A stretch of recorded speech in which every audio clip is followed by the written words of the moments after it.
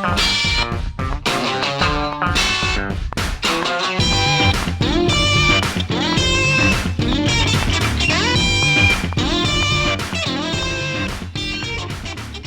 folks, you know you're in for a treat when you hear that tune because it's time for another week of the RecPoker podcast. Now, I say every week, but if you're just listening to this, this is the Chats edition of the podcast. We actually have this coming out twice a week. We record the Chats edition every week where we talk to a different person in the world of poker and interview them and find out all sorts of exciting stuff about their lives. But then we also do the Forums edition of the podcast. It comes out every Tuesday where we take a hand from the forums, a post from one of our community members or our premium members, and talk about it with the Wrecking Crew on the air. So don't forget, you've got a chance to check us out twice a week on Tuesday and Friday mornings. If you don't know what's going on, I'm Jim Reid. I'm the host tonight. But it takes a village to do what we do here at RecPoker. We're a largely volunteer-based organization. Most of what we do is free. We've got a fantastic premium membership that you can get a piece of for only $5 using the code RecPoker. But because most of what we do is free, I have to start by thanking our sponsors. Mark Pershawn in particular over at Website Amp. He's got some exciting news of his own coming up.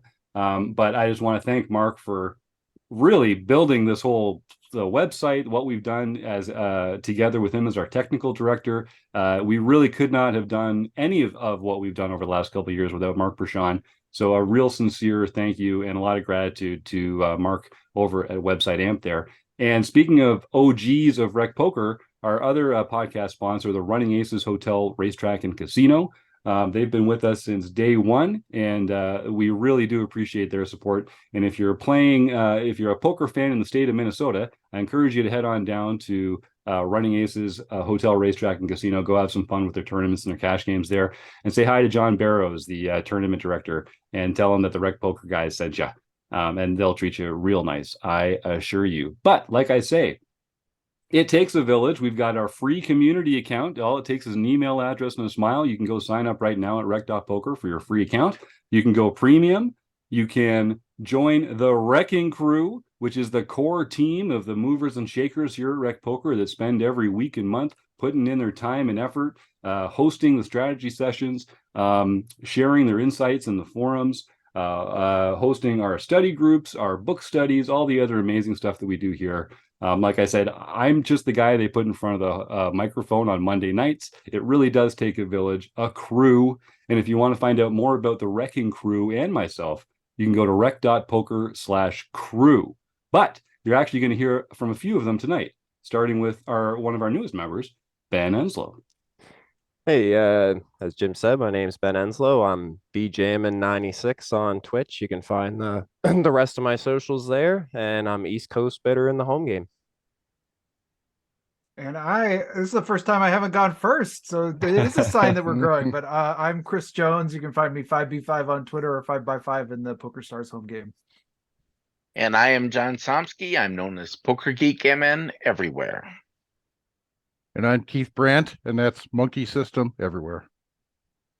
And I'm Rob Washam, and I'm Rabman50 just about everywhere. And as you can tell, the crew gets bigger every month. We start this off alphabetically by first name, and it's a different collection of people that show up every week in the podcast, too. We've got a lot of different members of the Wrecking Crew. Not everybody can make it every week. So don't worry, Chris. Ben will have something coming up one of these days, and you'll be right back in there in the rotation. I'm changing my name to Abraham Chris Jones or something like that, just to block the rest of you. Yeah, but 5x5, if it starts with the number 5, technically alphanumeric, you think that number would come in before even the letter A. So we can work on that in the back. How about Aaron? Aaron, that's perfect. It's 2 A's. That no one beats Aaron when it comes to alphabetical by first name. He's got it locked up, no doubt. Speaking about names, we've actually gotten a few new premium members since I had to miss last week, and so I really got a chance to enjoy listening to the show myself, catching up on what Chris was doing as the host. It was great. Chris was very kind of you to purposefully have a little trouble with the audio cues just to demonstrate to the audience that it's not as easy as it looks. And when I screw it up, it's not because I am, mentally deficient necessarily. It's just that it's actually a very challenging task.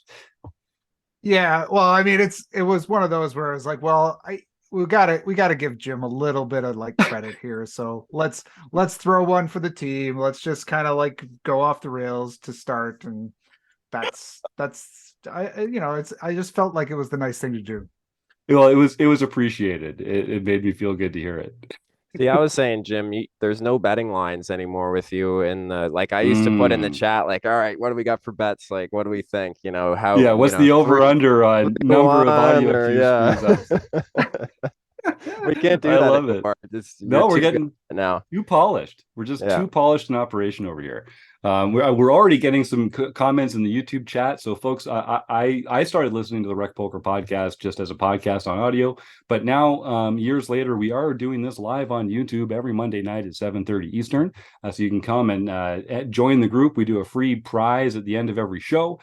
We can ask our questions of the guest every week, whatever the subject is that week and the guest this week. We're going to talk about that a little bit later. But Josh Campbell here in the chat says, glad to see you back, Jim. We missed you last week, but Chris did well and certainly knows how to roll a die. That's right. And Joe Cool, Joseph Coolis agrees. I know Joe likes it because he was the winner last week and he got himself a $15 coaching credit for all of the Wrecking Crew stuff that goes on over there. And I know he's not the first person. We've had a few of these winners use some of those coaching credits to get some training and some coaching or some video analysis from some of our Wrecking Crew members over the last little while. And that's great. We love to see people learning actively along with our Wrecking Crew members, because that's kind of what a lot of us are here for. We're here on the Wrecking Crew because we like helping people. We like talking about the game of poker and helping other recreational players kind of take that next step. So I wanted to thank a couple new premium members who have stepped up recently. And so Joel Barton, I think I mentioned Joel about a month ago or something like that. But just in case I didn't say it on the air, Joel, thank you so much for coming on and for your very encouraging words on Facebook. That's just a lovely message to have come across my screen. I really do appreciate that. But Michael Savage also took the plunge recently. Michael's been a regular in our home games for the last little while and has enjoyed the podcast. He's taken the plunge in December. He's going to be learning along with the rest of us. The theme of the December is playing against limpers. And I know that's something that Michael and a few of us others in our own home games, we encounter limpers here and again. So I'm looking forward to getting to know Michael Savage better. And Sarah Hansen. This is such a treat. Sarah Hansen has been a community member for a long time, an active player in our home games. She just joined our premium membership, and I can't wait to get to know Sarah better. Personally, we've chatted before in over, I think, DMs in the site or something like that. But it's great to get her more involved. I can't wait to see what Sarah Hansen has to find in our wonderful archive of amazing premium membership materials here. Okay, so every once in a while, because we do these live, we get a guest that doesn't make the show. So we had a guest lined up for tonight. I'm not going to say who it was, just in case we can't get them back into the show later. What we're going to do is they had a medical issue that came up today, and so we were not able to get them here live on the podcast. So every once in a while, we have to just record the show here without the actual guest interview, and I'm going to interview that person at another time this week. Hopefully, we'll get a chance to get that interview and stitch it into the video and audio that'll come out later this week. So our live YouTube viewers, the good news is you're going to get a chance to win a free month of premium membership at rec.poker that much faster. The bad news is you're going to have to tune in on Friday like everybody else to hear the interview where we'll be talking with someone who you will recognize in the poker world. And we're going to be talking about the theme of playing against limpers. So I'm excited for that. So How many yellow shirts do you have, Jim? How many yellow shirts do I have? Because you have to have the yellow shirt when you interview him later on. Either that, that's or you true. Get it in the wash tonight. I'm gonna have to do a quick laundry cycle, ready. Rob.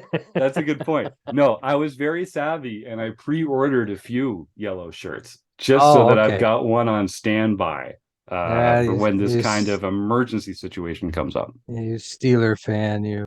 I hope you ordered one of those Santa hats. One of those Santa hats too. Because didn't that look good? Oh man, I might have to order one and wear it on the podcast because they're pretty awesome.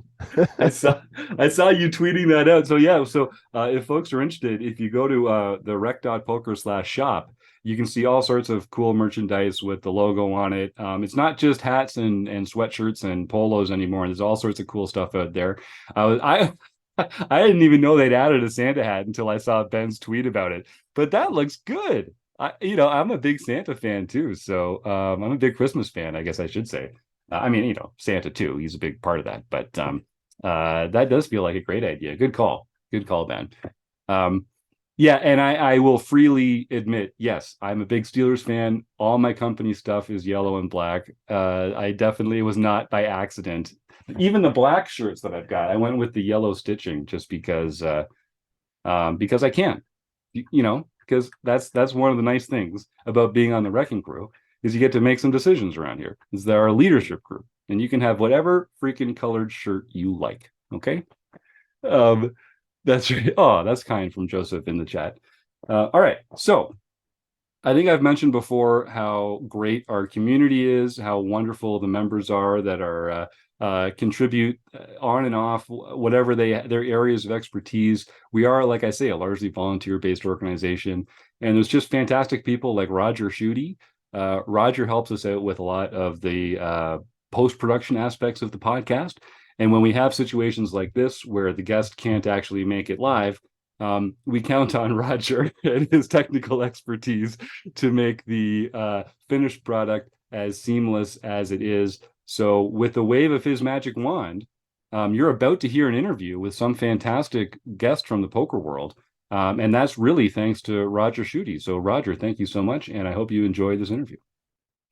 Well, I am just so excited to be joined by James Splitsuit Sweeney. If you've been involved in poker for the last 10 or 15 years, you know exactly who I'm talking about.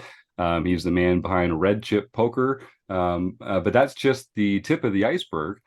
James, I like to start most of these interviews just by asking our guest, for those who might not know you or know the journey that you've taken within the poker world, could you just tell us sort of how do you define your own space in the poker world, your own role? You've been a coach, content producer, a professional player. Today, how do you think of yourself in the world of poker? I think of myself more on the coaching side of things. I wish I could play more, but simply life, just trying to balance business, plus also family, plus, making sure I have a little bit of downtime here and there. It's too difficult to get in like full-time grinding by any stretch, or even part-time grinding. So it's definitely play as much as I can, but my play is mostly focused around making sure that I'm not missing things that are still happening in the space, right? How is the actual player pool playing? Are there any things that are starting to shift or change? Are people getting closer or further away from GTO? All of these kind of things. So I look at my play time heavily as like research. That way I have more stuff to create good content about and make sure that I'm not, taking my finger off the pulse by any stretch. That makes a lot of sense, and you got to keep it fresh, right? You got to stay Exactly right. up to date. So if our listeners don't know your story, let's go back to the beginning a little bit. And I know you've been on the show before, and regular listeners will have heard a little bit of your bio. But just give us a little bit of a refresher on what it was like for you getting involved in poker and your sort of ascent into the stratosphere that you're in right now in the poker world. So I kind of have the most boring default typical story of intro to poker, right? I started playing in college. I started playing online. Games were really easy, made a lot of money, continued to play more. Cool. So the big difference is that about 2 years into playing a lot, I started doing a little bit of coaching. And I was, I don't know, probably sophomore, junior in college at the time. And I wasn't charging very much at the time. I just really enjoyed teaching and helping other people. And it was mostly people that I met through like 2+2 and stuff. And that was all well and good. And then I realized like I really like teaching. And I'd always kind of thought like maybe I'll go into teaching. I went to college for business, but I was like, maybe I'll like transition into business or teaching business at some point later down the line. I just like really enjoy teaching and helping people. So I did more and more coaching. And then all of a sudden my plans from going like full-time grinding after college, first we had UIGEA, which wasn't particularly great for that. And then I was like, I'm really enjoying the coaching stuff. So once I graduated, still ended up moving out to Vegas, still ended up playing a tremendous amount of live, but my time was really like half playing and half coaching. And then I started doing some writing, and then I wrote Dynamic Full Ring Poker, and that was my first book. And then I was like, I really like all of this. So I just continued kind of half and half, and then eventually coaching started being like 75%. And, during a large chunk of my stuff, it was like 80-20. And now I'd say it's probably a little bit closer to like 90-10 in terms of coaching and playing. But, creating content takes a lot of time. I now have 2 children, and I only had one at the time. So, family gets bigger, time for play unfortunately ends up going down a little bit, but it's a totally worthwhile trade. Oh, absolutely.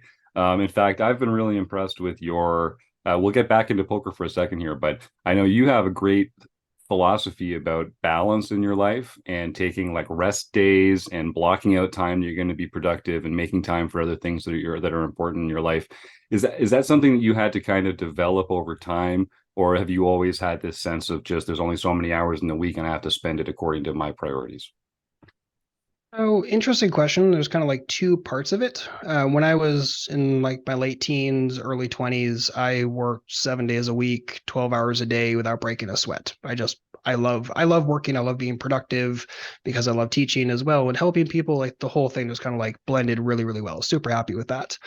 And then eventually I ended up finding script and started reading the Bible. And I was like, oh, well, we're supposed to be taking rest days. I mean, that's your 4th commandment. So then started doing that and ended up finding that I was actually more productive during the 6 days that I was working than I was working all 7. I was like, yeah, this is totally perfect. So now I'm 100% always have a rest day every single week, and life is better for it. The family balance is better for it. But the biggest like mental thing is you just have to work in and understand you have natural limitations, right? You cannot, whatever your goals are, they're probably too lofty. You should keep the goals because you need lofty goals. But by the same token, you need to understand like you're not likely not going to be able to do everything in a week. So you just need to chunk everything out, get accomplished what you can. Don't beat yourself up too much if you're not able to get everything done, and just be realistic. It's kind of like this ebb and flow going back and forth between being like really hard on yourself and then like being like, it's okay. Like not necessarily take a day off in terms of like take a second or a third day off per week, but you don't need to beat yourself up for not being as productive as you maybe would like to be. Yeah, well, one thing I really like about your attitude is that you just have a realistic sense of what your capacity is in a week. And so just to take people behind the curtain a little bit. So you asked me to get involved in some of the beta testing for the Ranges app, the GTO Ranges app. And so we were emailing back and forth about that a little bit earlier this year. And I got this response to an email, an auto-generated response that was saying, hey, despite my best efforts, I'm not really able to respond to emails in a timely fashion, but I'm going to get to your email in the time that I have set aside to go through all my emails every week. And at first I was like, well, that's such a weird email to get. But after just a few minutes of thinking, I was like, well, he's just setting people's expectations accurately and just telling like, look, this is the time I have available. And if you spend 30 seconds responding to an email every time it comes in, you're never going to be able to actually focus on anything else that you get done. I've actually adopted that myself because I also feel like I'm kind of getting pulled in a bunch of different directions and I want to deliver on everything that I've promised to people. And part of that is just making good promises and like I say, sort of managing expectations.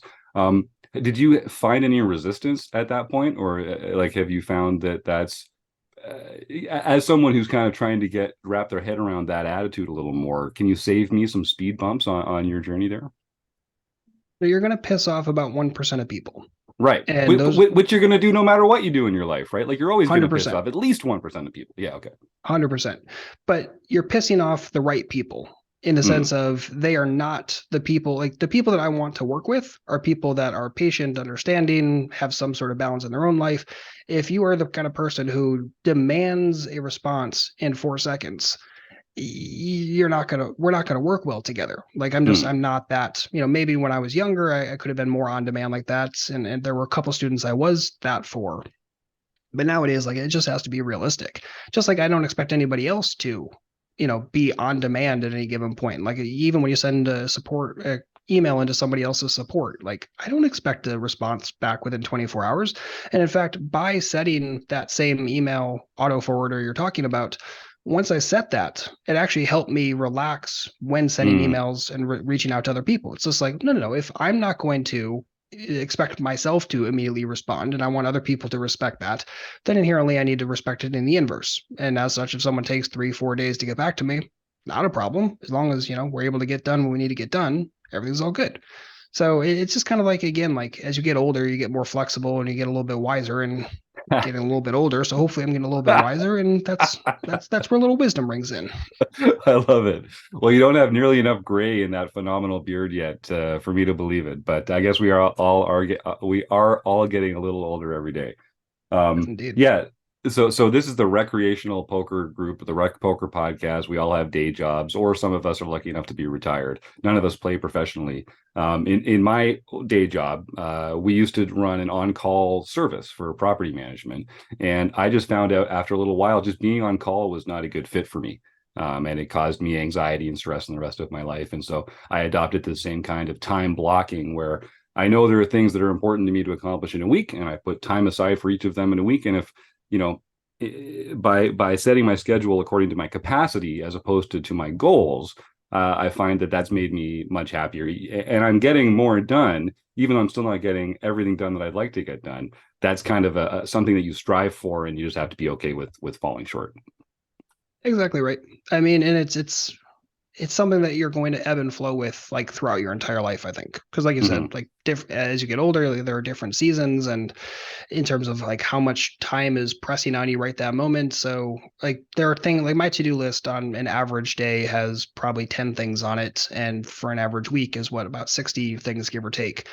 And there are days when that drives me nuts because I accomplish like 3 of those things. And I'm like, well, Right. it's literally all I could do. And I could beat myself up for not getting the other 7 accomplished. Or next week, maybe I'll say, okay, tops, I'm going to set myself 3 per day. And then I'll have, a side chunk of to-do list if there is time for it. And, you ebb and flow through that. And depending on like if you need a kick in the ass or you need a little reprieve, you're always going back and forth in that. Some people get too, I think, static in one direction, and it's, whenever you get too static, I think life just gets really, really rough on you. Yeah, I think that's true. All right, well, let's save our audience and go back into the poker talk a little bit here. So I think the first time that you and I interacted was a little over 10 years ago, when I was setting up PokerTracker 4 for the very first time. And my friends make fun of me by calling me Manual Boy because I like to like really get into the guts of things and understand how they're supposed to work before I start using them. And so I was watching some YouTube videos of yours about setting up PokerTracker and configuring certain stats and that kind of thing. And then I was also watching the training videos within PokerTracker, and the voice sounded really familiar. And I remember tweeting at you and say like, James, are you the voice of PokerTracker? Like, is there anything in this poker world that you have not done? And you said like, yeah.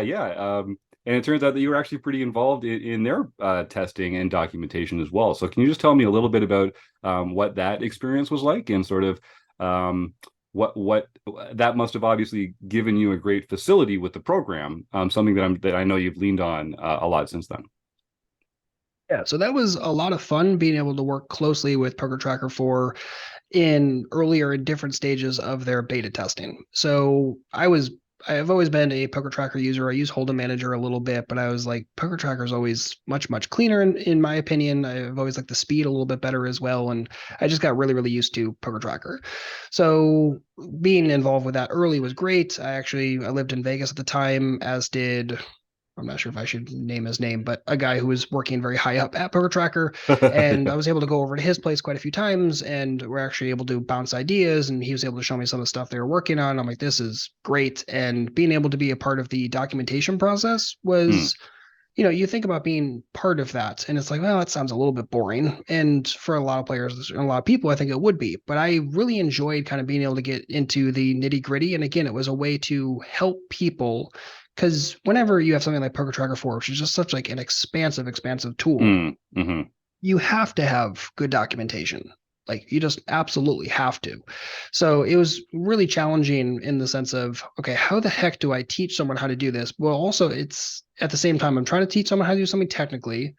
how much like poker strategy do I put into it, if any, right? So it's like this weird balance, and I really kind of enjoyed the whole process. I think it was maybe a few months, maybe a little bit more than that worth of time. It's been a while, but I really enjoyed it, and being able to work closely meant I got to have some input, especially on some of the things that I really like player pool analysis and stuff like that. It's like I really enjoyed being a part of all that, and being able to test some of those tools before anyone else was actually pretty cool. It's been a while, but I think I did maybe it was like 2012, 2013.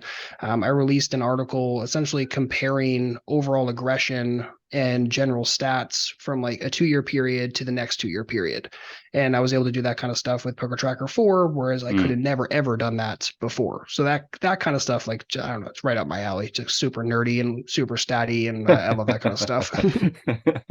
Well, I'm glad you mentioned player pool analysis, because I work with a lot of recreational players who are getting to know PokerTracker, and it's got a ton of very intuitive features and filters and reports and graphs and that kind of thing. There's just a million ways to take their preset settings to carve up the data and get some insights.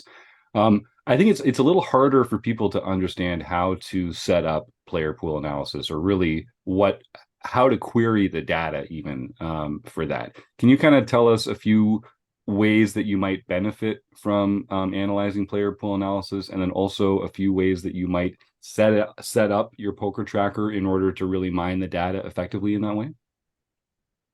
If you're looking for pretty much the best example and how-to for player pool analysis, there's a series by Jones in Pro over on Redship that I would highly, highly suggest. Player pool analysis. It's self-named. It's incredibly good. I don't believe he uses PokerTracker 4. I think he mostly uses Hand to Note, but incredibly solid. Now, for PokerTracker 4 specifically, the thing, I actually had to pull PokerTracker up just to make sure I'm using all the right naming. But if you go over to the stats tab, and then switch that over to the report, and instead of overview or summary, go over to the Hold'em hand range visualizer. Yes. This is one of the things that I love the most, right? Because then you're able to see, okay, this is on average what people are doing. And because you can set it up for a lot of different situations. You can say, okay, if there's a limp behind, like what is the average limp behind range? What does the average 3-bet range look like? What does the average 3-bet range look like on the button versus under the gun open? And being able to do that and analyzing the player pool at large instead of like singular players is hyper valuable. Doing it to a singular player, especially a couple that you play against regularly and you have decent sized sample sizes, invaluable. Absolutely invaluable. If you have 5,000 hands, 10,000 hands against a single opponent, because you guys are regs, you bang around in the same player pool a lot, it's absolutely invaluable. Spend an hour, hack through it, and you'll find so much good stuff. And the coolest thing is you can do it not only for how they say 3-bet on the button overall, but you can also say, how do they 3-bet on the button against you specifically?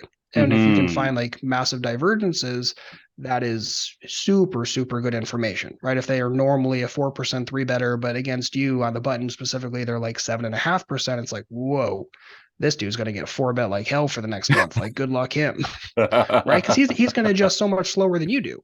Right. And just because very few people do this kind of analysis, and most people don't have the database size for it, so I can't blame them. It's tricky, but this is the kind of stuff that you can go in there and really find some cool things, especially if you're trying to look for like just general information, like what's the average RFI from early position in my game, and then what is that for regs versus what is that for players that have very little sample size. That's huge. Absolutely huge. Yeah, and I think I used to play a lot of cash online, and so I would have some players where I had thousands and thousands of hands on them, and you can really get some exploitative tendencies on players if you have that kind of data set. So if folks are, let's say folks are listening at home and they've got PokerTracker up, this will be the last PokerTracker question, don't worry. How do you, if you're in the Hold'em hand range visualizer, which is a phenomenal tool, how do you actually group the different players into those groups that you've described? Like usually you have to sort of select an active player and work with them as an individual. How do you sort of consolidate them into groups or into a player pool like that? Oh, there's a couple different ways. I mean, a lot of players will just use reports here instead of doing this method, which is totally fine because then you can just sort and say, okay, only show players that have at least 10,000 hands or whatever. The other way is, if you want to go a little bit more advanced, is to set up aliases. And you can alias together a subset of, let's just say, the 10 regs you play against the most in your game, right? And maybe they're a fairly representative sample set of regs overall in your game, right? Similar VPIPs, similar PFR, similar 3-bets, etc. So you can throw all of them into an alias, and then you can choose them as the active player, and then you can do this exact kind of analysis. So if you maybe only have 600-700 hands on a particular reg, but you have 600 or 700 hands across 10 different regs, that gives you a workable sample size if you lump all 10 into an alias. Just make sure you're not choosing like reg, like half the regs are tags and half the regs are lags, because then you're going to have very, very skewed data. Right. Yeah. So the alias program is a great way to do that. That's fantastic. All right. Thanks, James. No problem. So Red Chip Poker. Red Chip's one of our learning partners. So every month, RecPoker Premium members get to engage with sort of a clip of your strategy segments. And often it's something that we discuss in the forums. It's always something that it impacts our own learning material that we produce here every month. And it's a phenomenal, not only ongoing material, but the archive by this point is extremely strong. Can you tell us a little bit about how Red Chip Poker came to be, and sort of who's involved with it these days, and how do you keep creating great content over such a long period of time? Appreciate it. So Red Chip was an interesting beginning. I had actually, have you ever gone to the Wednesday discussion group in Vegas? I haven't. No, I'm not in Vegas nearly often enough. Okay. So there's I don't even know if they still run it on Wednesdays. I'm pretty sure they still meet, but it's the Wednesday Poker Discussion Group. It's largely a bunch of kind of local recs, and a lot of them are very serious, and some of them are just a little bit more rec, but there's a very, very interesting spread of opinions and ideas there. And I had been told by one of my friends that Doug Hull, who had recently written Poker Plays You Can Use, was going to be presenting there. I'm like, okay, I'll pop in. It wasn't popping in all that often, maybe like, I don't know, once every 6 months, give or take. So I decided to pop in for that, and he gave his talk, and I'm like, interesting. Some of the things I disagreed with, but I talked to him about that. He's like, yeah, let's maybe go have a meal and we'll chat through some of those thoughts and ideas. Cool. So ended up going to have a meal, really, really interesting meal. And we're like, maybe a training site could work. Like, I don't know, you're interested in making content. I'm interested in making content. Like, I don't know. I was doing Splitsuit at the time, and that was all well and good. I was doing Poker Bank as well, but I kind of had an inkling like there's more opportunity out there. And he's like, well, actually, I have a meeting with Ed Miller in like a week or two. Maybe we should all three get together and chit chat about it. So we sat down and had like an hour-long conversation. Red Chip was born out of that. And Red Chip, I think we wrote our first book within like 3 or 4 months from that point on. And then the traditional video library stuff came, I don't know, like a month or two after that. So it was really, really quick.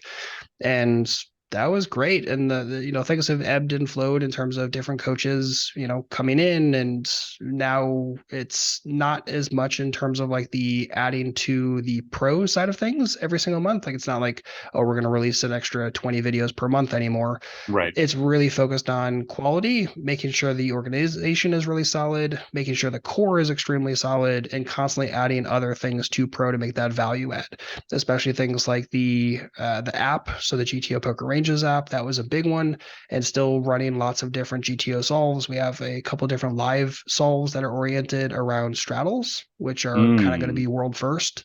And those are the kind of things that we're doing to add a tremendous amount of value to kind of stack on top of the existing pro library, if that makes sense. Yeah, that's awesome. You guys have come so far with that, and you put out great stuff. And I'll just tell folks, if you're interested in learning more about that, head over to rec.poker/resources or head out to our shop. We're happy to be a partner with Red Chip Poker, and we love sending people their way.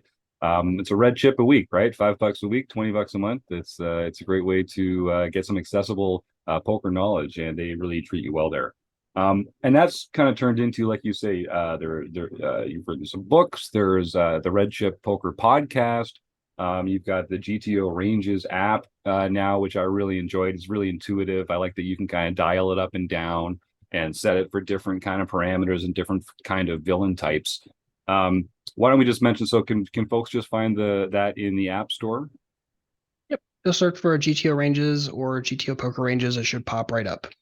Okay, awesome. I do think that's a great tool for people that are trying to visualize ranges, and it's got cash and tournaments and a few different variations there. So I do encourage people to check that out.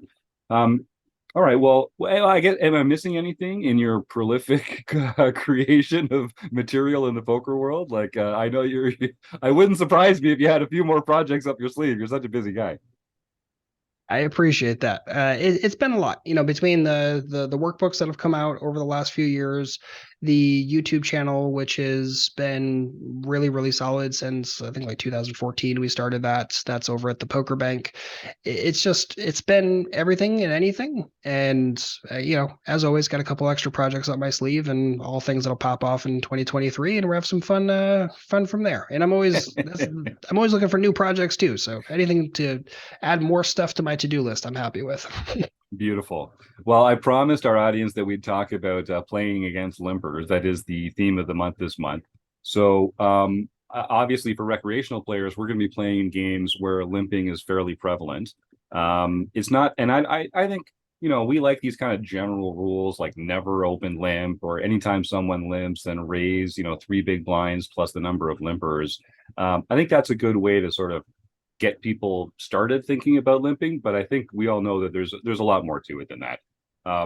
Can we start with some kind of general rules? Like, could you tell us a little bit about how you approach playing against limpers? And are there like certain classes of hands that you feel like are mandatory isolation raises, or certain other types of hands that are mandatory limp behinds, and what differentiates them?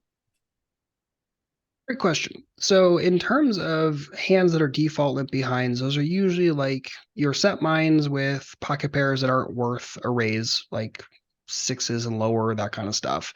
And usually your weaker suited connectors that if you raise and it ends up going 3 or 4 away, like you're not incredibly stoked about it. But shy of that, most other hands are very serious isolation candidates as far as I'm concerned. And you mentioned that raise size earlier, and I don't know if you pulled it out or that's the exact methodology and formula you use, but like 3x plus 1 per limper is very, very standard. But I'd suggest most players start thinking about making this much larger. The issue is that they run themselves into situations where they try to ISO even just against a single limper, and they get called like a tremendous amount of the time. And they're like, oh, what the heck do I do now? It's like, well, okay, what if you had gone bigger in the first place? And that should always be your first off-table conversation. What if I had gone bigger? You could also ask the question, and you should, what would happen if I go smaller? But oftentimes in this exact situation, facing 1 or maybe 2 limps, if you go smaller, you're going multi-way pretty much every single time, because the same person who's going to open limp is the same person who's probably more likely to limp call. Yeah. So why give them the price to do so if you have the opportunity to go larger and get them to fold out all of their equity preflop? And a lot of players will be like, well, who cares, right? Let's just say you have a successful ISO, you raise, the limper folds, everyone else folds. You pick up 2.5 big blinds. Who cares, right? You're not writing home about that. You're not like throwing a party over that. However, let's just say you're playing live, right? A good win rate playing live is like 10 BB per 100. I'm sorry, 10 BB per hour, not per 100. Yep. So if that's the case, and you're able to print off an extra 1 or 2 pots like this per hour, I mean, you're talking about like half of your win rate paid for without having to do anything, right? You're just choosing an extra 2 or 3 big blinds preflop, like free money. So I know it's not the sexiest thing in the world to ISO large and pick up the pot uncontested preflop, but like, my goodness, it's free cash. Enjoy it. So, as a default, I'd say something like 5x plus 1x per limper is usually going to be a little bit better. Or sorry, 5x plus 1 big blind per limper is usually going to be a little bit better. Yeah, and I know you specialize in cash play, and the sizings tend to go up in cash. Stacks are deeper. People can reload easily, so the fold equity doesn't quite track as it does in tournaments where everyone's stack is a little shorter, and stack preservation is more of a priority. So we do talk about this a lot. We talk about sort of finding the pain point, the pain threshold for the table. Not only with raising over limpers, but with 3-betting as well. If you get a table where people are inclined to call, which limpers are, because they've already painted themselves as being this sort of wide and passive player, we have to make them do something that they're uncomfortable doing, and that's going to be accomplished through our sizing. So if we have to size up and up and up, and people are still calling, we're still getting like 4 callers, and we're going post flop in all these multi-way spots. Is there a size that's like crazy high? Because like I've been in situations where it's like, well, you should just be raising to 15 big blinds there because they're calling at 12 big blinds, and people are like, but I don't have a 15 big blind hand. You know? So Neither do they. Neither do they. Great point. Is the ceiling unlimited on that, or is there just a point? And I guess my other question is, do you then have to also narrow the range of hands that you're raising over limpers if you have to go to that high size in order to actually achieve the goal, which is mostly getting heads up or against one other player? So let's knock that out, because that's a really, really good question. And it's funny you sniffed it out. 15 is like exactly right. Like that's the exact cusp where it's like, if I have to raise to 20 bigs against 1 or 2 limpers, like what game am I in? Now, don't get me wrong, I've played in that game. It's a great game. It's a great boring game as hell. It's Yeah. boring as hell because like you lose all pre-flop fold equity. So you're in a situation where it's like, all right, well, you're just gonna have to play a little bit tighter, because if you don't have the pre-flop fold equity, you can't really F around all that much. Yeah. So for whatever that's worth. So if it starts getting to the point where I have to surpass 15 big blinds, and I'm like, I'm pretty convinced I have to in order to have any chance of this going heads up, or no way, it's probably not going to be a game where I'm going to be doing a tremendous amount of light isoing. However, to your previous question, let's just say we find a game and for whatever reason, we've found 13 is kind of the magic number, 13 big blinds, which is still a stupidly huge isolation raise, really right? is, Like I'm yeah. not stoked about having to put in 13, but it doesn't matter. If you find the number, you don't actually have to then tighten up your range. The whole point of finding the number is so you can actually expand your range, because you're taking advantage of the fact that you found this like inversion in their continuance where they're not continuing often enough. And again, you're getting them to fold out 100% of their preflop equity. And I cannot stress that enough. Getting someone to fold all of their preflop equity, where you never have you never have 100% equity edge preflop. Doesn't matter if you have aces, right? It doesn't happen. But if you can get them to fold all of it, especially when you have something stupid like queen 10 off or 9-7 suited, like who cares? Or even ace 4 off. Like honestly, who cares? So the whole point of sniffing around and trying to like find this magic number, and it's going to vary per table, and even at specific tables you might find an average number, but against one specific player at that table, that number is a little bit different. And this is why like live cash dynamics are just so incredibly interesting to me. You're playing around and you're trying to sniff it out and you're trying to figure it out. And if you're in the game where the size you go, let's just say you go 10 big blinds and you're still going 4 or 5 way every single time, you're just going to have to tighten up. Unfortunately, there's not a lot of wiggle room out of that unless it's incredibly deep. But even if it's incredibly deep, like in a 4 or 5 way pot, it's just like you don't have much post flop optionality either. Now, if you could go 10 big blinds and you're getting like heads up pot a good chunk of the time, we still have a conversation where we can get really wide in our isolating, but you need some extra info at that point, and it can get a little wonky. Most people don't have that info, aren't paying attention to it. So, for them, tight is right. But I think a lot of the times, if you're focused and you're really paying attention, you can find the threshold numbers. They're there. And again, they're going to differ a little bit, but they're there. You just got to sniff around for it. So when I talk to some of our members about kind of expanding the comfort range of hands that they want to raise over limpers, often what I hear is, but then I get post flop in these spots and I don't have as strong a hand and I miss the flop, and now I've inflated this pot and now I'm the one that's in this uncomfortable position. And I just say, well, that's true, but they're less comfortable than you are because you have the uncapped range. You could have all the good hands. They've capped their range by calling. You've got the initiative. Hopefully, you're in position. You have a lot of the intangible benefits of the hand. You both don't feel comfortable, but you have a lot going for you that they don't have going for them. Is that an oversimplification, or what am I missing when I talk to our members about that? A good overall model. I think a lot of players will take the capped and uncapped ranges a little bit incorrectly, and then they start driving like a lot of strategic decisions based upon that, which is good when you're playing against thinking players, but when you're playing against goofballs, like they're not thinking about your range, and as such, capped and uncapped doesn't really matter all that much. So all of a sudden, you're going to start having students that are like stressing and focusing on this one aspect and element that actually isn't like coming into factor all that much.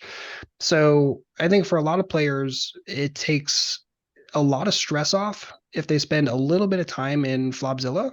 Don't even pull out a solver. Just pull out Flopzilla and plug in whatever you think some logical like limp call ranges are. And then plug in a couple different board types. Throw in a couple of super low boards, throw in a couple of like mid boards, throw in a couple of all high boards, throw in a couple of high, low, mid, that kind of stuff. And just see how often their range is comfortable. That's it. That's it. See how often it's second pair plus with decent draws. And you do that enough and you're like, oh, it doesn't matter that I have queen 10 and I missed. All that matters is my opponent, and are they going to fold and melt away? If yes, cool. If not, maybe it's a small bet here and then a decent sized bet on the follow-up card. Like the thing is people panic because they can't get the immediate fold. The immediate fold was pre-flop. Sure, that's going to happen sometimes, but like as soon as you're out of like the absolute goofiest of games, like you have to then also be able to say, okay, well, what about the flop C bet? That's why I don't panic about pre-flop. If they continue, cool. If they fold, cool. If they continue, I'm still way, way, way more competent post-flop. I'm still going to be able to sniff out and have some rough idea on how often I can expect folds just because I've done so much of this Flopzilla work. And you will too, if you just put in a little bit of that time and effort. So many people feel uncomfortable because they're focused almost exclusively on their own two cards. It's the wrong way of thinking about this game. Your opponent also has two cards and is oftentimes going to feel just as uncomfortable, if not more uncomfortable. So as soon as you stop stressing about your own cards, I mean, fuck, if you have to put in like, oops, excuse my language. That's okay. You're not the first. Okay. Like if you have to put in like 100% VPIP session at 2NL online, just to like break through this nonsense barrier of like, it's about my cards. No, it's not. Play 100% VPIP. It's not about your cards at all. It's just about finding these pain points where you can just apply pressure. And it actually doing a 100% VPIP session, just even do it for like a few hands at 2NL, like, 50 hands, give or take. You're going to be thinking about this game so much differently, or cover your cards. So that way you don't see it. Like whatever it takes to like just break away from thinking about your cards. Your cards oftentimes don't matter anywhere near as much as you think they do. Just get prepared to think about your opponent, how comfortable they're going to be, how comfortable they're going to be versus different kind of bet sizes, and then rock and roll and pull triggers. Like the whole thing is about that. It's not an ego orientation. It's not like, oh, well, you're so much better than them and as such you can bluff anything and you're winning things. It's like, no, that's not it either. All we're doing is we're taking a statistical and an analytical approach to what are their ranges, how do their ranges likely hit boards, and how can I apply pressure and pick up easy money with relatively cheap bluffs. And then why not? And then how much more often can I bluff? I think that's a really good point that people don't quite credit. Your cards only matter outside of blockers, let's say. Your cards only matter when you go to showdown. The vast majority of poker hands do not get to showdown. Someone folds before the end of the hand. James, I don't know if you have like an estimate of like the percentage of poker hands played that get to showdown. But it's got to be a pretty small fraction of the overall hands that are played. So generally, most of the hands are going to be played in a way where only one player doesn't fold, and so that literally the cards that you're holding do not matter. They are irrelevant to the outcome of that hand. And so when James is talking about playing like a 100% VPIP session, or covering your cards and just having to play your the range that you might take that action with.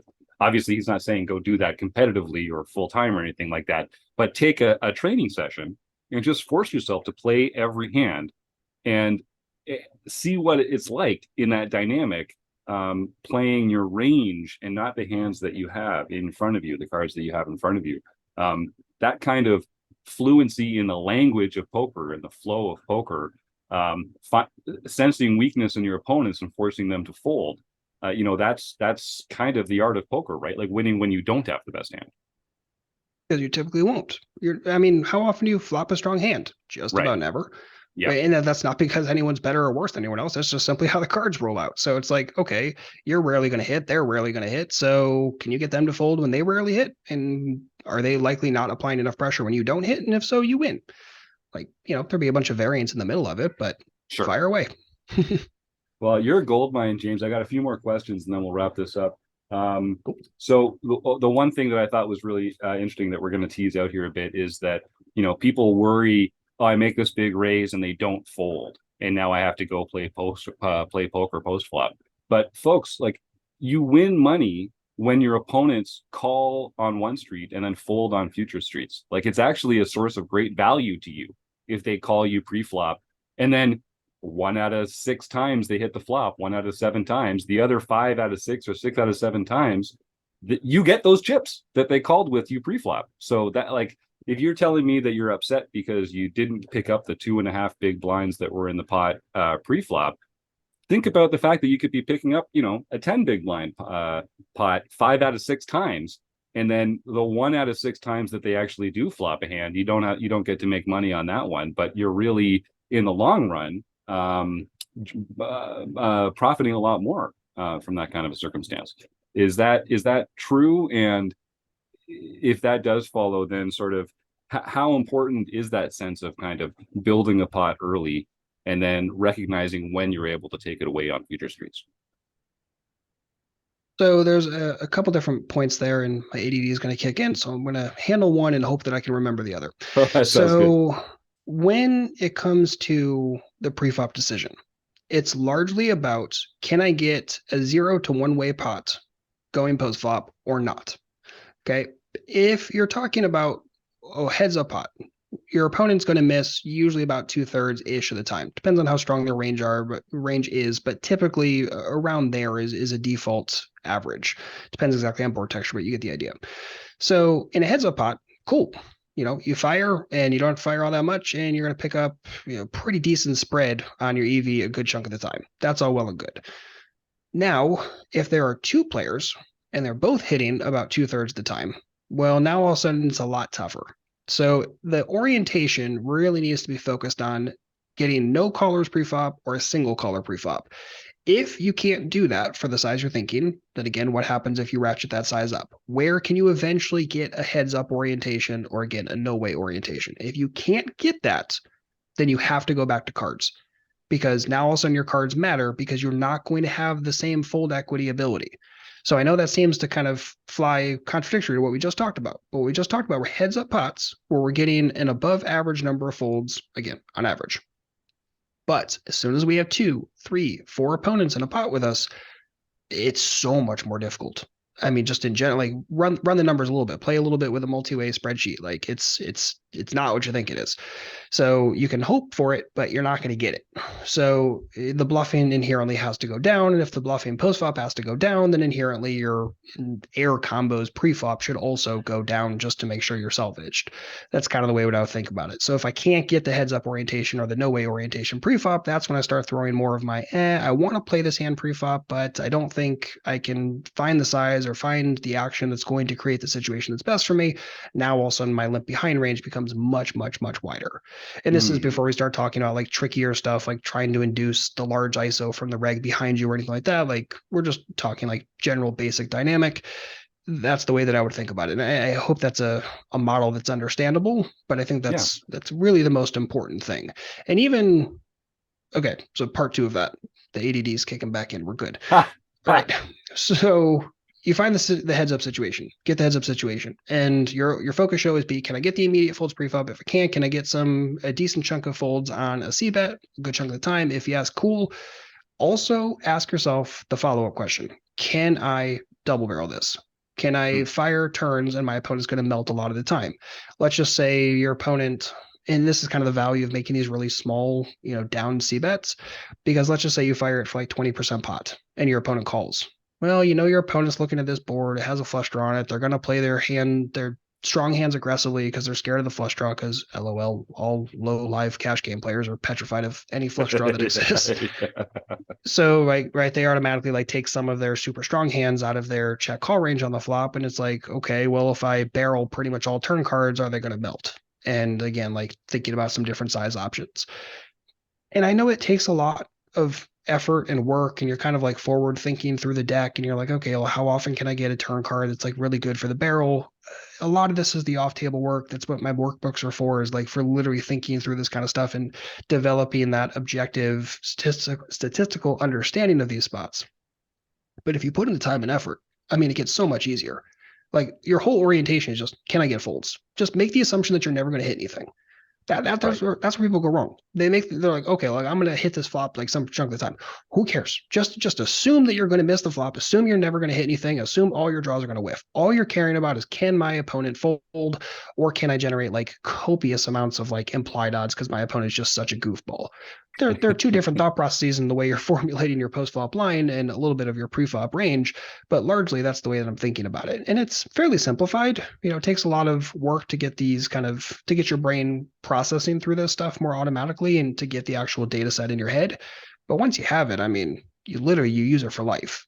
And especially if you mostly play a lot of 1-2, where you don't really have much aim in terms of like getting into much higher limits, you just kind of want to like make a profitable amount of money and you don't really want to get into high stakes, like you're literally going to use this forever. Like it's just always going to be there. So it's worth putting the time and effort into a little bit of off table work now, rather than, just saying, oh, it's scary. It is, but you'll get there if you put in the work. Yeah. And if you want certainty, take up chess. This might not be the game. This is a game of incomplete information, and you don't get to be certain or right, or even know if you made the right decision all the time. So that's part of what makes poker great, in my opinion. Okay. Agreed. So let's give our listeners, just to close things out, let's give our listeners some sort of concrete examples that's easy for them to wrap their head around. So people are limping in front of us. We're raising over them with our very strong hands like ace king and pocket queens and stuff like that. We're limping behind with hands like pocket 4, 6, 7 suited, stuff like that. What are some of the hands that against certain players we might choose to raise over, but on other players we might choose to limp behind or even fold? Can you give us a couple examples of some of those cusp hands? I think people have trouble with sort of, when do I stop raising over limpers? That's I think what I really want to tease out of that big poker brain for us today, James. So it's tough to say. So again, let's not look for hard and fast rules. Let's try to look for the overall model. You're right on track with that. So the cusp hands are usually going to be like your kind of offsuit, weaker Broadway stuff, like your king jack off, your king 10 off, your ace 10 offsuit, that kind of stuff. It's kind of like up in the upper left-hand corner, but the offsuit weaker stuff. That stuff, and also some of like the ace deuce to ace 5 suited, or really any ace x suited hand, and your topper side suited connectors, like your jack 10 suited, your 9-10 suited, etc. A lot of the times those are going to be your cusps. Everything else is going to be pretty much very easy raise, like, your 8s plus kind of stuff, and your other lower stuff is your default limp behind. And also keep in mind, like, a lot of people panic. They're like, oh, my limping range is so face up. My limp behind range is so face up. It's like, okay, let's just say that another reg is behind you and has identified your incredibly face up range where you limp behind 3 limpers with 6-7 suited. What's he going to do? He's in the same damn predicament you were in, where you decided this is a better spot to limp behind than raise. So it's like, don't panic about that. A lot of players will, and it's not worth the time and effort, again, at the average stakes that people play at. And then the rest of the stuff is pretty much all optionals. And that's going to be pretty much all of your ace X hands, including like ace deuce offsuit, ace 9 offsuit, all that kind of stuff. And a lot of that is just going to be based upon, are my opponents likely to fold? Again, can I get that heads up to 0-way orientation? If yes, all of the optionals just get thrown right into the raise, like all of them. And for live players especially, I know it sucks because you're getting sucked low volume per hour. You just want to play a damn pot because you didn't come here to fold. But at the same token, don't get nuts here. It's so easy to get yourself into it. Oh, I'm just going to limp behind because it's cheap and I want to see a flop because I haven't played a hand in 15 minutes. Well, 15 minutes in live is 6 hands, 7 hands. Like, who cares that you haven't seen a hand in 15 minutes? It doesn't mean anything. Focus on putting yourself in good spots and constantly limping behind with the crap, even like king 8 suited and stuff like that. Like, don't get me wrong, I do it too, but I do it in spots where I'm like, all right, there's such a fishy player involved. I know the raise just is not going to accomplish what I needed to accomplish. I need to get involved with this fishy opponent. I'm on the cutoff, so I don't have to worry about, being out of position a tremendous amount. Those are the things I'm thinking about. a lot of your limp behind should really be cut off and button. Like if you constantly find yourself limping behind from the hijack or the low jack, like you're probably in a great game. Don't get me wrong, but it's not the spot to be throwing in a tremendous amount of limp behinds. Does that make sense? Totally. Okay. So the last question I have here is about balance. And I think a lot of recreational players, we listen to the training, we go to the sessions, we get coaching, we read the books, we listen to the podcasts, and we kind of develop this respect and admiration for balance and for being able to, show up with bluffs and value and this sort of thing. Against thinking players, that's great because you want to be, it's kind of defense is what you're doing. A lot of limping players are not particularly studied or thoughtful. And so how important is balance when we're playing against that set of players? And should we just be trying to take a more exploitative line, period? Should always be looking to take the exploitative line, because the exploitative line inherently means you have some information that you can't exploit, meaning that it's better to deviate from GTO. The interesting thing about limping and limping behind is that most people haven't done any solver work with it.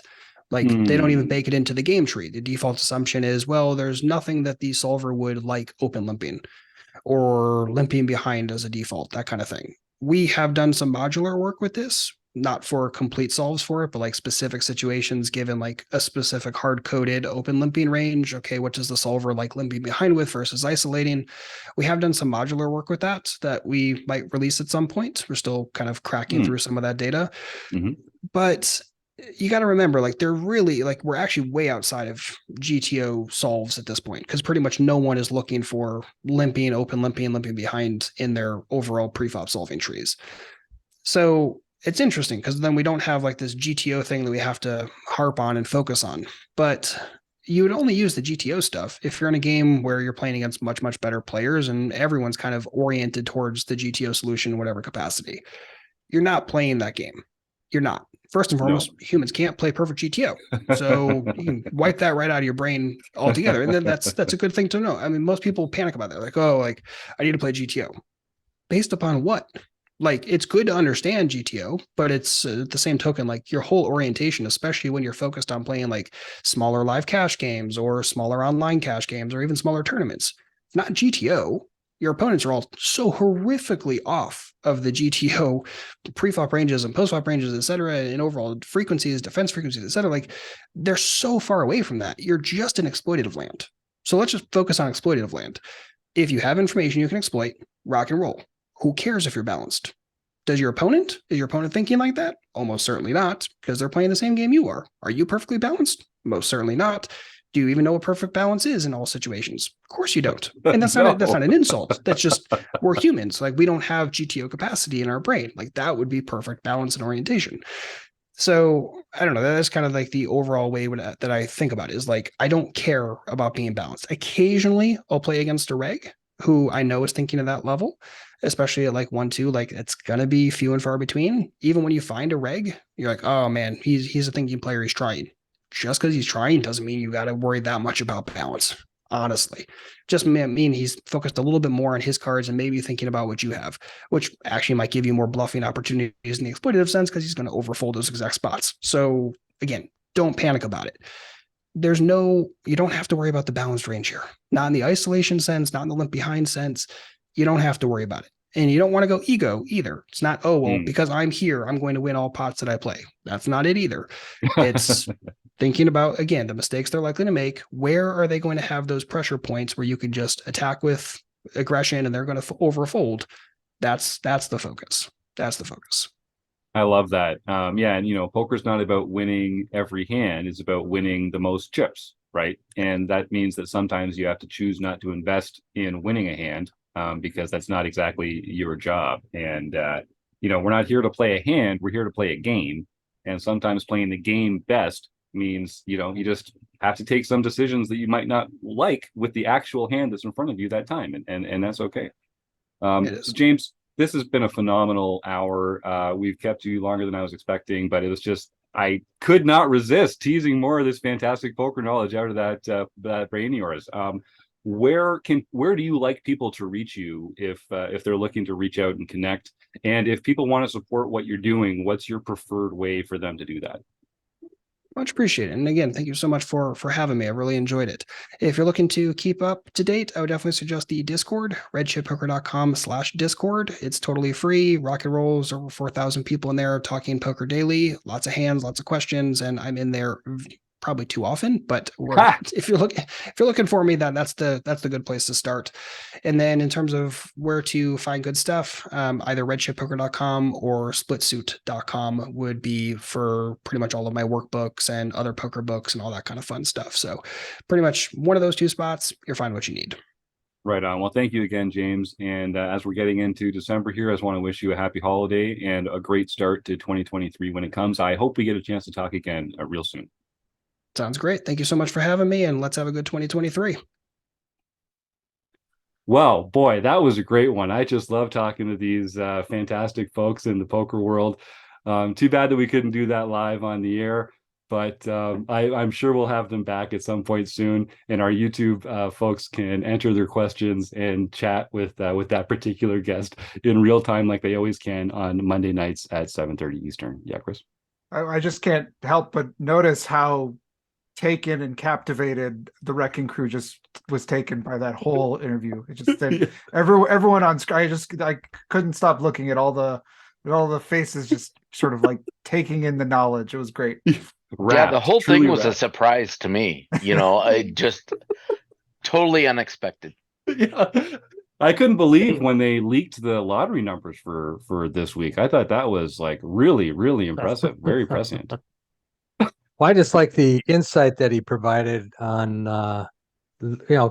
playing against limpers. I mean, it was amazing because, we all do it and we all have to do it because in our games, there's so many limpers. So just hearing how, another approach, I guess. Yeah.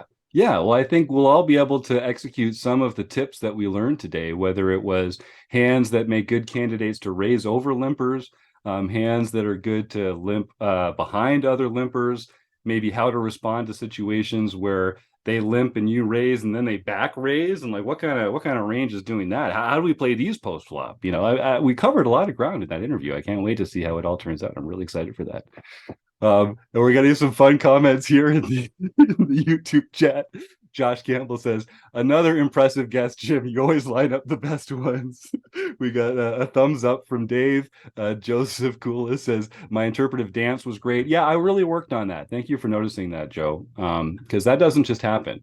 Yeah, Dark Angel 791, Donna. You tell him, Jim. That's right. I'm out there. I'm doing the work. I'm doing the work, Donna. I'm thinking of you here. So, okay, well, now that we've got the interview out of the way, and I think it maybe was one of our best, we should probably start talking about the home game results that are coming up. And there's actually, well, I'll let John get into it, and then I can interrupt him later. That's better than me kind of setting him up. So, John, why don't you tell us what's going on in home game land? I will certainly do that. Of course, I forgot to actually bring up the page, so I'm just going to ramble on here a little bit. So first, I wanted to point out that we're going to have a couple of changes in the home game next year. Due to popular demand, that means at least one person requested this from Jim. We are going to be, the POY events are going to be taking the top 10 scores. So if you miss 2 events, you are not penalized for that. So you still have to do well. And obviously playing all 12 gets you a better chance to win. But your bottom 2 scores will be, well, let me rephrase that because you might not have 12 scores. Your top 10 scores will be taken into account. And if you play more than that, your bottom ones will be thrown away. So in our Player of the Year races, we play 12 tournaments a year. So if you play all 12, 10 of those scores would count towards the Player of the Year race. And I want to give a shout out to Marcel and Eric and Charles, who were all instrumental in sort of bringing this to my attention as an idea, because sometimes people do miss one.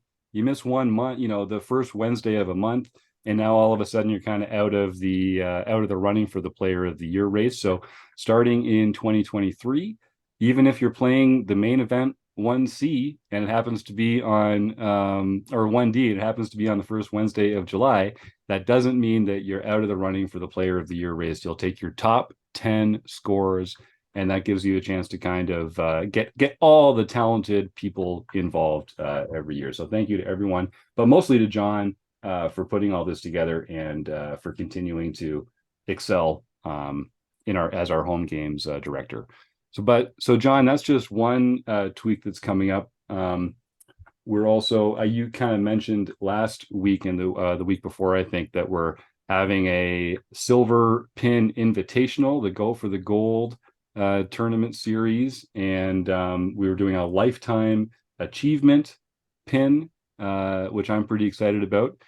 Is there you want to just refresh our guests? Sure. We're going to have a silver pin winners event every year. We think it's going to be probably the third Wednesday of either April or May. We haven't decided that yet, but that will be decided shortly here. And if you've ever won a silver pin, you automatically qualify for that event in perpetuity. And the winner of that event gets a gold pin.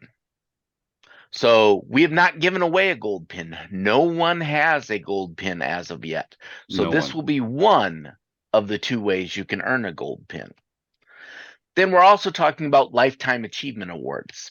So for a Lifetime Achievement Award, if you win 50 of the, well, I guess now we're up to 10 a week, over 500 tournaments a year that we are running here at RecPoker. But you don't have to win them all in 1 year. But if you ever win 50 events, then you earn a silver pin as your silver lifetime achievement event. We will also have a gold pin that you can win for some higher number. That higher number is yet to be determined. Will it be 100? Will it be 150? Will it be 200? Will it be 5,000? I don't know just yet, but we're going to figure that out. I think that was it for those, but then you can join the PokerStars Rec.Poker home game club to compete with RecPoker members in the toughest online play money games around and have a chance to win coveted RecPoker pins. The first Wednesday of every month is the No Limit Hold'em series with a Player of the Year points race. The second Wednesday of each month is a mixed game series with a Player of the Year points race. Every other day, we have one or more daily series events. And the daily series also has the Tournament of Champions the following month for the winners who won any event in the previous month. So make sure you update the extra tab of your RecPoker profile if you want to have your real name announced when you win in the tournament on the podcast or in the site, and check out the RecPoker website for all of the information on how to join all of the tournaments that are available. Fantastic. And so just in case, because we started this tournament series years ago, it's hard to believe, years ago, honestly. And we used to talk about it a lot back then, but some of our newer members might just not know that most of the home games that we play are standalone. You can just win that night, and that's all there is to it. But the first Wednesday of every month is the No Limit Hold'em Player of the Year race, and the second Wednesday of every month is the mixed games Player of the Year race. And we do a practice mixed game on Saturday nights leading up to the next month's mixed game. So whatever, because it's a different mixed game every month. So for the previous month, you can come out and practice in our Saturday night mixed game practice round. And it's at the same time as the No Limit Hold'em Saturday night tournament. And it's a good chance to just kind of try some things, get to know the game, so that when you come to play on the second Wednesday of the month for the Player of the Year race, it's not your first time, and you can shake off some rust and sort of explore the game with a little practice under your belt. John, we got a couple comments in here. For one, so Evil Roy Slade, our man Dave, suggests that there's a number that we could use for the lifetime achievement gold pin. If the lifetime achievement silver pin is 50, maybe 51. What do you think? Is that like a? I'm not sure if it's quite impressive enough. I'm pretty sure 51 will not be the number. As a matter of fact, I can pretty much guarantee the lowest possible number it could possibly be would be 100. But I have a feeling we're going to aim a little higher than that, especially with someone like Evil Roy Slade winning 3 or 4 tournaments every week. You know, we haven't figured out platinum pins or diamond pins or anything beyond the gold yet. So, you know, we got to make this something worth winning. That's right. And Dave Westerfield is the one Evil Roy Slade here. And he's in the running to be one of the first people to win that lifetime achievement at 50s. So nice try, Dave, but we're not falling for that. Josh Campbell says you could do it on the total number of silver pins. That is kind of a cool idea. Because those silver pins are really hard to get. You can only get them by winning a monthly tournament of champions, in which case you're trying to beat out all the other nightly winners. So there's no stop seats in that tournament, or the annual player of the year race itself. So that's So that's not an easy one to do. Well, actually, there are this year in 2020, there will be 16 possibilities to win a silver pin. So one is the Tournament of Champions every month. So if you win the Tournament of Champions, you earn a silver pin. Now, if you win 2 Tournament of Champions in a year, you still only get 1 silver pin. 1 pin per year per type of win. Yeah. The other win is the Player of the Year points race for both the mixed and the no limit hold'em events. But we also have a Tournament of Champions in both the no limit hold'em series and the mixed game series, where the top 24 players, so 12 winners plus the next 12 point earners, will be playing in that. And the winner of that also earns a silver pin. So in 1 year, it would be possible for one person to theoretically win 5 silver pins in all of those events. And if you happen to also cross that 50 threshold that same year, then you could technically get 6 silver pins in 1 year. But that is the absolute maximum you could get within a year. Wow. Yep, that's amazing. And listen, the big dog himself, Steve Fredland, last year, he was not only the Player of the Year winner in the points race, but he also won the championship in December. So he is one of those few rare folks that get the more than multiple silver pins in 1 year. Just very impressive. Well, and this year it looks like Taylor Moss may be in the running to do that. At this moment in time, he is currently leading in both of the Player of the Year points races, both the no limit hold'em and the mixed game. Amazing, just amazing. I think that's why Joe Coolis here in the YouTube chat is suggesting that Taylor should only really get his top 4 scores, and the rest of us can count our top 10. I think that is more than fair, Joe. Good idea. Well, even then, he would be qualified for the Player of the Year race because he won one. Right. So, and that's all you have to do to be in it. Yeah. I was thinking, right. John, you were talking about the number of silver pins, but you could do it based on the number of wins that were silver pin available, even though you already won one. That is true. You know what I mean? It doesn't have to be the physical pin itself. It has to be the events that a silver pin is awarded, whether you have one or not already. Or I suppose we could do even some type of a hybrid. Like maybe you have to, a silver pin is worth 5 bronze pins, and you have to come up with so many, you know, or so many wins or something like that. We'll have to noodle on it. I want it to be achievable, but I want it to be hard. So I want it to be a real accomplishment. I mean, hell, I think 50 wins in this tournament series is one heck of achievement as it is. Yeah. But the gold's just got to be way up there compared to the silver. So we've got some comments. I'm glad Troy Chapman's been able to join us here from Australia. You can find out more about Troy by going to rec.poker/Troy Chapman. Everyone on the Wrecking Crew has their own Wrecking Crew page, and you can check them all out by going to rec.poker/crew, like I said earlier. I think some of our guests got to know Troy and Ben a little last week in the episode that I wasn't able to join us for. That was a lot of fun. I liked being able to hear about that. We're getting some comments here in the YouTube chat again. Philip Razor thanking me for the reminder. God, I knew there was something. I knew there was something important, really important, that I forgot to do today. So sorry, Philip. I'm glad you managed to make it here. You managed to somehow remember that, yes, every week we're here on YouTube at 7:30 Eastern, just like every week, like I tell you on Twitter every week. But thank you again for your support, Phil. Roger's asking, Roger, so the one and only Graphics 16, this is the Roger Shooty that I was shouting out earlier, is actually here in the YouTube chat as well. Wants to know when we're playing for the winners of the Player of the Year game. So in December, that is going to be on the third Wednesday, which is December 21st. So that'll be at 9 p.m. Eastern, like all the normal home game times.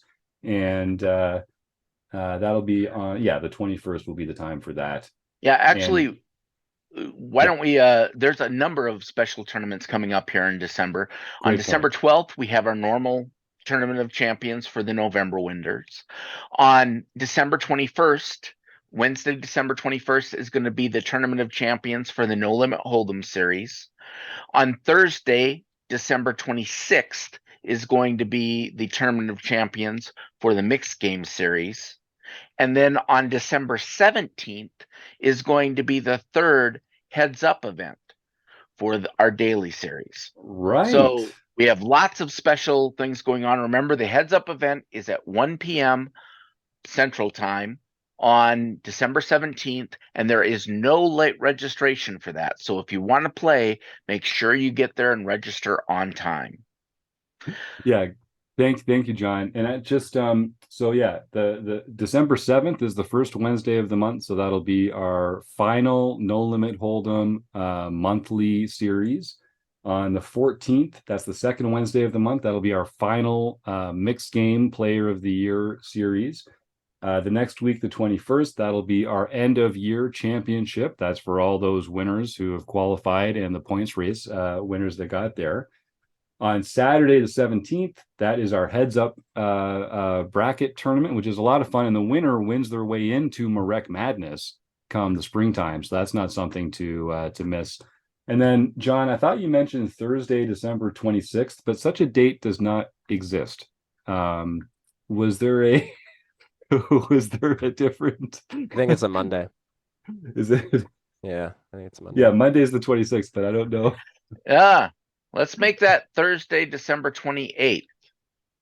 Or Wednesday, December. Yeah. I was okay, so in my mind, somehow I came up with December 25th being a Wednesday, Christmas Day, and I didn't want to hold it on that. So I will change that. I probably need to delete and recreate that. Oh no, those haven't been created yet. We're okay. That'll work out. And that's for the Mixed Player Championship? Yes, that's the Mixed Game Tournament of Champions. Okay. So everyone who has won a Mixed Game series event, as well as enough winners to get us up to 24 players. So the top point earners to get us to 24. Fantastic. And we are not doing, last year we did alternates. We are not doing alternates. 24 get in. If you can't make it, you can't make it. And then it'll just be a smaller field that plays. I think that's a great way to do it. And what is the game that we will be playing in the Mixed Game Championship, John? Because I know we have a different mixed game every month. How did you decide on which mixed game we're going to be playing in that one? We are doing 8-game mixed because that rotates through the largest number of games. It gives the biggest variety there. So I think it's for a Tournament of Champions, it's an appropriate game to play. I love that. And this is actually the first year we're going to be doing this Mixed Game Championship tournament at the end of the year. So I'm excited. And I'll just make sure that all those dates are set up properly in the website. And another all set. thing change that has happened is recently I updated the posts. So every tournament that is played, there is a corresponding post that goes out with that says who all played it, what the running order was, who won the tournament, and it lets you know how many of that series and type of tournament you have won. In addition on that, now it will also say the total number of wins. So for those that are trying to get the Lifetime Achievement Awards, they'll be able to track more easily how many tournaments I have on record that you've won. If you think that number is incorrect in any way, of course, contact me and I can work on fixing anything I may have entered incorrectly. There's also going to be another page that's going to be coming soon that's going to describe these Lifetime Achievement Awards, and that will have the number of wins that everyone has had in the system. So you'll be able to go through, find your username, and see how many tournaments you've won in each of the different series. And if folks are finding this a little overwhelming, I'll just remind you, go to rec.poker/events, and you can see a list of every upcoming event, or you can go to rec.poker/events/month, and you'll just see a nice month view where you can look at everything that's coming up and the nights that it's on. It's a nice, easy visual way to kind of see what's happening. And yeah, I'm excited. We're getting some really nice comments in the chat here. Eric Anderson says, "You guys work hard. Thanks for everything." Thanks, Eric. I know you're a big part of what we do here. You're a prolific poster in the forums and on Discord, and an active member in a lot of our conversations. So I really appreciate your insights whenever we get a chance to get into that brain of yours. And some really nice comments here from Dave and Roger and Donna as well. Yeah, Phil. Yeah, but Phil, that just leaves you a lot of room to improve. Just think about how high the ceiling is when remember, podcast listeners cannot read the chat. Yes. Okay, good point. Good point.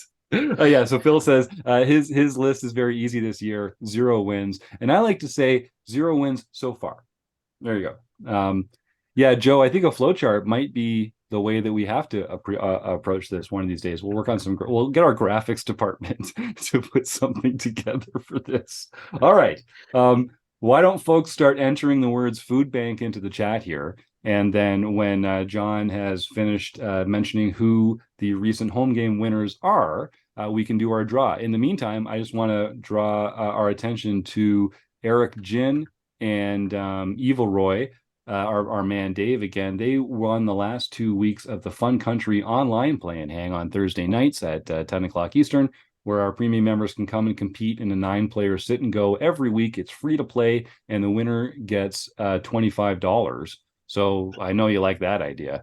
But yeah, please type the words food bank in, and unless Chris has something to jump in here with, John, we'll start with that. I was just there's a couple of questions in the chat about, maybe we could reschedule it, and maybe I don't think we want to cover that right now in the podcast, but if you're sort of interested in talking through that, we'll probably have to keep the dates as we've got them set, but just kind of reach out to us and maybe we'll try to figure that out with you. Yeah, it is. It's often someone is unable to make an event, whether it's the Tournament of Champions or the championship or something like that. It gets kind of difficult to reschedule them for times when everybody can make it. So I would say, send me an email, jim@rec.poker, send John an email, john@rec.poker, and just let us know that there is an issue. Maybe there's something we can do about it, but it's been, in the past, it's just been hard to accommodate changes, unfortunately. So typically it kind of just rolls out as is scheduled. So I am sorry for folks can't make it. And this is I know this is a really busy time of year for a lot of people, and things are, we're just gonna have to, balance that with trying to get things done and make, right choices too. So yeah. But we might be able to change, how it goes next year. Like, I think it's never too late to start thinking about maybe adjusting the schedule next year to make it easier, or sliding some of these into January or something like that. So we're definitely, our ears are open for the best way to accommodate everyone's needs. So I think we might be at an all-time record for the longest home games results segment in any of our podcasts, and I haven't even started the results. So let's get going here. Okay. John Lancer won 6 nightly tournaments, or won the first nightly event for his 6th of the year. Nice. Jesse Two Shoes, Two Shoes won his 5th nightly tournament for the year. My Booty got his or her first nightly tournament for the year. B-Chip, Charles Allen got his 8th nightly tournament for the year. East Coast Spitter, Ben Enslow, also known as Gammon, sitting up here today, got his 4th nightly tournament for the year. Uncle Tom's Cabin got his 6th nightly tournament for the year.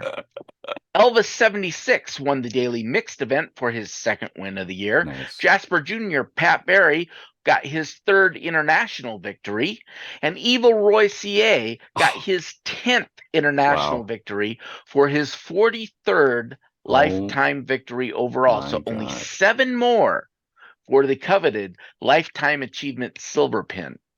And then Poker Geek MN John Somsky won the daily LPP event, so he can contact Jim at rec.poker for his free month at Learn Pro Poker. Yeah, John, he really needs if it you're too. out there, if you're out there, John, send me that email, Jim at rec.poker. You're gonna love what they have going on over there at Learn Pro Poker. Yeah, I'm with you, Rob. I'm not sure John really needs that kind of expert training. He's been on a tear. He's been on a tear lately. So far, I'm seeing 2 comments here in the chat so far. One from Keith wanting to make a lawn shot pool on the dice roll not being a 1. And one from Donna, funky dice time. Yeah, I love that. So Eric Jin, who Binkley is one of our Wrecking Crew members, put a little cut up of all the times that I've been rolling the dice here, and we've gotten a 1. Even like I don't want to roll a 1. I'm changing the dice that we're using. But it has been a lot of 1s recently, so my hat's off to Eric for putting that together, because that was a really funny video. But last week, when I wasn't here, Chris took over the rolling and managed to avoid rolling a 1. So I think we should just let him kind of steer the ship a little on the die front, because the guy gets results. What can I say? I was just saying, basically, I guess I just don't have that one-sided Canadian dice over here. That's right. It's a quantum die. Yeah, They grow on the maple trees here, Chris. So let me see. So we've got, and we should say it out loud so that there's no bamboozling or tomfoolery that goes on in the order of the events here, right? Because sometimes the names display in different order. So who do you see first in yours, Chris? Is it graphic 16? Okay, so starting with Roger there, it's graphics, Dark Angel, Joseph, the RRRCCC, Phil, Eric, Joe, Josh, and that is the list. So I wasn't actually counting, but let me see what we got here. 8. Okay, so what are you going to do? You're going to roll the tenor? I got a 10-sided dice. If I roll a 9 or a 0, I'll re-roll. Okay, let's go. Okay, drum roll, please. Here it is. See, I promise it's real and legit. Here we go. Please don't roll a 1. I want it to be a 1. It's a 0, so I'm re-rolling. Oh, okay. So there's still time for a 1. Still time. 6. Oh, all right. The very middle of the road. So that's 6. Eric. Okay. What? No way. Yeah. Amazing. Eric's been on a tear lately winning these coaching creds. Well, Eric, you know what to do, my man. Send me that email, Jim at rec.poker. You're already a Rec Poker Premium member, so you're going to earn another $15 coaching credit. You're going to be all coached up by the time the holidays are over, Eric. Congratulations. Congratulations on your prize. So, and John, I think Evil Roy is on such a roll. So he's pointed out that is 7 Fun Country wins for the year. And 43 plus 7 does make 50, but I don't think we're going to count those. The Fun Country OPA, as fun as they are, having a field size of only 9, does diminish the what's the word I'm looking for? Prestige. The prestige. The prestige. Yes, Yeah. thank you, Rob. Thank you for that. That's exactly Although right. it should be noted that for a 9-player sit and go, you win, what is it, $25 $25. with no entry fee? That's correct. So that's an excellent value. I really Yes. think I am going to encourage, given that Evil Roy has presented such greed and wanting that silver pin, I'm going to encourage lots of people to get in there and try to make sure that Evil Roy does not win a single another one of those Fun Country Opas. I think we need to spread that wealth around. I agree, because honestly, Evil Roy and Eric Jin have been like splitting it up. There's often a full house in there, but these two are winning all the time. And I'm not even joking. Eric has purchased a standing desk for his workstation that is paid for fully by winning these Fun Country plan hangs on Thursday nights. That is, I'm not even exaggerating. Taxes, shipping. I think he had to assemble it himself. I don't think he was able to pay for someone to come and assemble it for him. But all in, he is. And again, there's only 9 people that play in this. You have a 1 in 9 chance of winning $25. Have I mentioned that Rec Poker Premium membership is only $15 and you only have to pay that once a month? You're going to get 4 to 5 chances every month to win this $25 for free. So I don't know if anyone out there can do a little basic math, but that's a pretty good ROI. A pretty good chance to get in there on that free roll. And yeah, so Joe said he's won twice, so his ROI is infinity. That's right.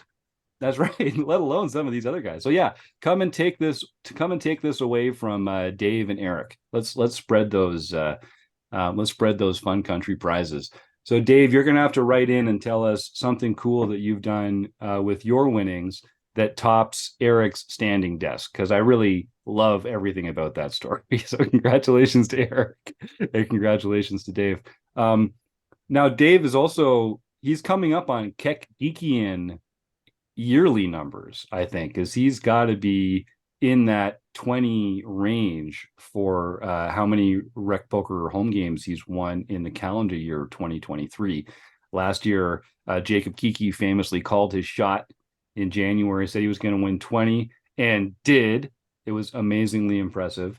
And, Dave Evil Roy has just been kind of quietly coming up the flank here. I think he's had 22 in the chat. Yeah. Oh, there it is. Yeah, I see. I have no reason to doubt him. So I think we should all just kind of appreciate the poker genius that is Dave Westerveld. And congratulations, man. Like that's really impressive.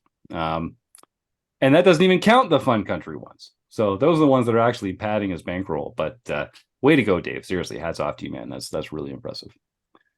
All right. Well, let me see. We've talked a lot about home games and home game results. We've got the theme of the month playing against limpers coming up. Yeah, Rob. We have a book study on Wednesday. Yes, a new one. We're starting our new book, The Poker Brain by Matt Matros. So far, I've got slides that go through the optimal play concept number 2. So if you're reading the book, read at least through that much, and that we'll be lucky to get through all of the content that'll get us to that point. But that's where we're going to set our goal for this first session on the 7th? The 7th, yeah, this Wednesday. The 7th of December, which is Wednesday, same time as the podcast. So it'll be at 7:30 Central Time. Eastern Time, 6:30 Central, 5:30 my time. I'm in the Mountain Standard Time, and 4:30 West Coast time. There you go for Eric. And I don't know what is it in your time, Ben? It's got to be even another time zone. I think it's 8:30. I think for me, because I'm the other way. I'm towards the East Coast, so I think it's 7:30. Or no, sorry, 8:30 for me. Atlantic. Wow. That's right. We are coast to coast. Yeah. We are coast to coast. I don't even want to ask Troy Chapman what time that is for him, because Lord knows that's like tomorrow or something. Oh, he's 11:30 a.m. Yeah, that's another day. Yeah, That's a whole nother day away. that's right. Yeah, He's doing it on a Troy, different day than the rest of us. tell us about the future, Troy. What's it like tomorrow? What headlines have come? It's funny because Troy is one of the regulars in the book study too. I know he has time to set aside that early lunch break on Thursdays to make sure he doesn't miss an episode. And it is every the first and third Wednesday of every month. And if you're listening to this, if you're not here live and you're listening to this later in the week and you've already missed December 7th, worry not. On the third Wednesday, December 21st, you can still make the second session for this version of the book club where we're going through Matt Matros' The Poker Brain. And we record all the sessions and we keep them in the archive. So you can watch the previous sessions. You can catch up that way.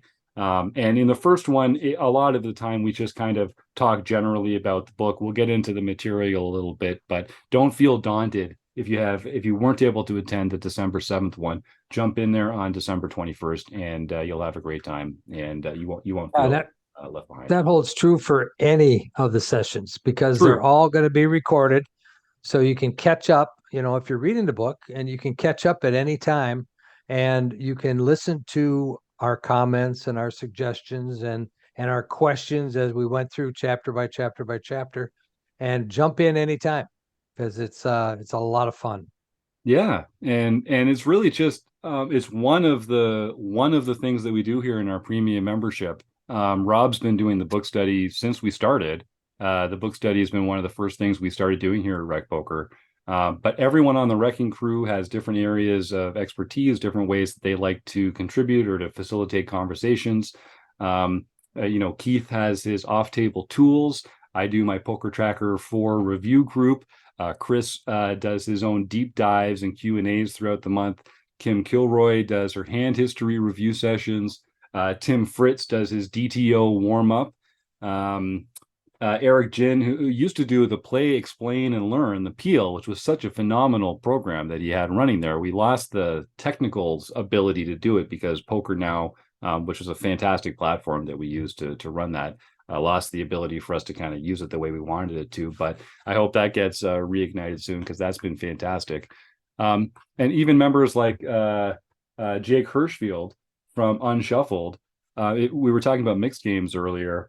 On the third Wednesday of every month, so again, that'll be on December 21st, we do the Unshuffled Mixed Games Q&A, where we take the mixed game that's going to be the game of the month next month, and we do a little demo using Jake's fantastic platform, Unshuffled, where we talk about the strategy behind the mixed games. We'll demonstrate a couple hands using Unshuffled, and it's a great way to, if you're a mixed game fan, you want to show up 9 Eastern on that third Wednesday of the month. And that's open. That's not just for premium members. That's open to all community members to come and get a kick out of that. Because we want to spread the love of mixed games. It's the future of poker.